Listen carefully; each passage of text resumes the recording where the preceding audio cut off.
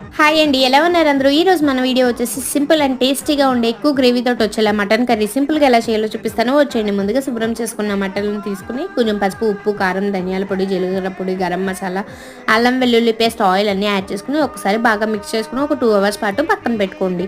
ఇప్పుడు ఒక mixie jar తీసుకొని పైన కనిపిస్తున్న ఇంగ్రీడియెంట్స్ అన్నీ యాడ్ చేసుకొని మెత్తగా బ్లెండ్ చేసుకొని పక్కన పెట్టుకోవాలి.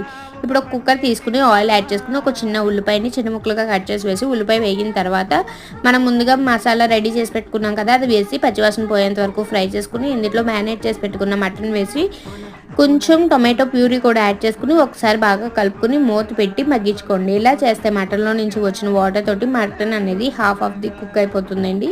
ఇప్పుడు ఒకసారి బాగా కలుపుకొని ముక్క మునిగేంత వరకు వాటర్ అనేది యాడ్ చేసి మీడియం టు హై ఫ్లేమ్లో 7 to 8 విజిల్స్ వచ్చేంత వరకు బాగా కుక్ చేసుకుని లాస్ట్లో కొంచెం కొత్తిమీర కరివేపాకుతో గార్నిష్ చేసుకుంటే మన మటన్ కర్రీ అనేది రెడీ అయిపోతుంది. మీరు కూడా ఇలా ట్రై చేయండి.